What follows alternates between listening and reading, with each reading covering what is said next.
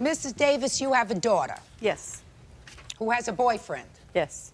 Where's your daughter? Right here. Your name? Alyssa? Where's the boyfriend? Steve. You say that this young lady, who is the ex-girlfriend of Steve, Yes.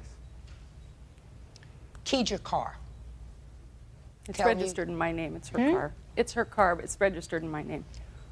Well, it's your, Yeah. then you're the owner of the car, and you want her to pay for the damage, Yes. keying the car.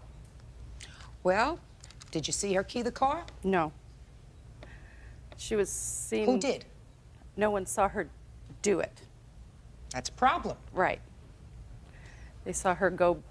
Well, don't tell me what somebody Oh. else saw. You have witnesses that Yes. saw her? I'd like to hear the witnesses.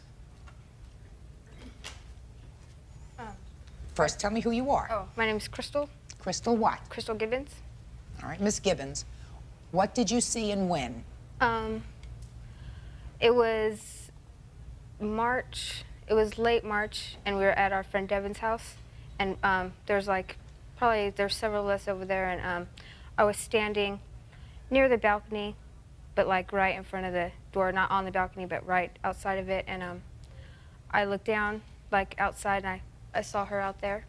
And then she like stood there, like looking in. It looked like seeing who was in there and stuff.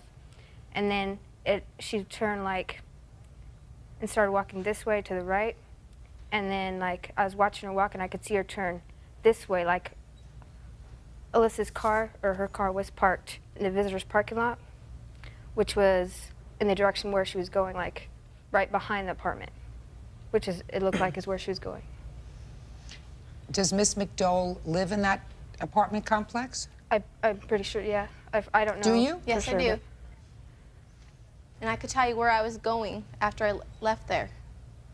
Where were you Okay, going? after I came from my apartment, I went to the dumpster to take some trash out, and I heard people talking and laughing. It sounded like they were arguing, but like having like a discussion, like I don't know what they were talking about. And I was like, who's up there? So I went and I looked, and I saw that they had saw me, so I went back to my apartment. I was getting my stuff to go to my boyfriend's house. The second time that I had went over there, I went to, I don't know, I don't remember even if I went back over to buy my car. I didn't go anywhere behind her car was probably behind my please, building. it's getting much too complicated. You But didn't I see did her. not go behind the building. I went You back to my didn't see apartment. her key the car. No, but I started going to the direction of the car right But there before were we saw it. there are other things in that direction. Yeah, there are, I'm sure, but And she lives in that my development. house. Is that right? Mm-hmm. You have any other witnesses, Miss Davis? Yes. Me. My name is Corinne Herrera, and about a week after Alyssa and Steve got involved, Alyssa and Steve. yes, these two, Maria called me on the phone and Who was called you? Maria, That's you. Yeah. and was asking questions. And one of the questions she asked me was what type of car Alyssa drove, and I told her I couldn't tell her that because that's my friend. I wanted to know what type of car, so because I seen cars parked in front of her house or his house, and I want to know if it was hers, because to see if she was there, because he was still, you know, kind of involved with me. That is why. How long were you dating him? 3 years. Sit down. You want to say something? Please. My name is Steve Gonzalez. We had already been separated for about 3 months prior before I met her, and like, so I don't understand what she's saying. We were still involved. We weren't still I involved. had broke up with him right before Christmas time, and he had been trying to get back. He kept, you know, bugging me to get At back first, together. yes, and then she. And then finally, like, I was like, okay, you know, I want to, you know, we'll work it out. And he was like, okay. I said, well, you know, I don't want you getting girls' phone numbers, and I won't. And then, you know, at that time, he had already gotten her phone number, and I found his or her number on his pager, and I called it. That's how I found out, you know. And then I was talking to her. We were friendly at first until one day I went to his house for him to see the baby, and I didn't want. What baby? My baby, our baby. I wanted her to. You have a baby with him? Yeah. Contract. I told her verbally. You can't put anything verbally when there's a written contract. First I year. own property, Your Honor. She doesn't. Miss Shula, I want you to understand what I'm saying I to you. do. No, you don't. I don't care if you own property. I don't care if you own the Empire State Building. You cannot use what we call parole evidence, oral evidence, to modify a written contract. The four corners of a contract are what governs your actions. Exactly. Just a second. And as long as she has coverage, liability, and collision up to $4,000, which is what the balance of the car was, she is in full compliance with this contract. It doesn't say she has to cover you. This contract says she has to have insurance. And if there's an overage on some accident, she has to be responsible.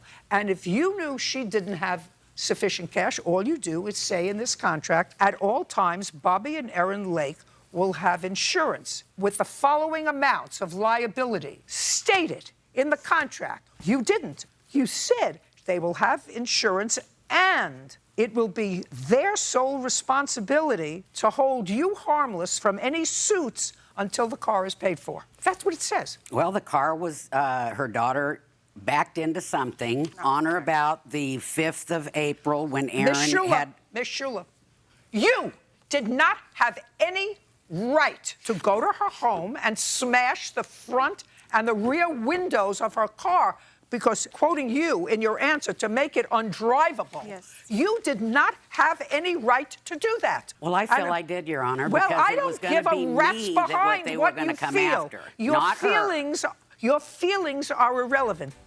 If you were inartful in writing this contract, that's on you. Well, when you tell somebody $100,000, $300,000 because of my property, I own 2 properties, and she said, not a problem, Kathy, not a problem. We've been friends for 28 years. Let me tell you this. What you just said to me is irrelevant. It is not in this contract. So Well, if you were using... I feel it's relevant, Your Honor, because her daughter, they have ruined my car. Now I have to... Also, $1,630. Why $1,630? You made 2, 4, 6, 7. the $1,000 that we had 7.3. into it, and then we paid. I have proof that I sent off a money order, which I never received the tags for $130, and then I was also asking $500 for harassment, which I have numerous voicemails and threats of text messages on my phone. No, I'm not considering that harassment, but I'm going to award you the $500 that you asked for because she had no right to trespass on your property and smash the car windows.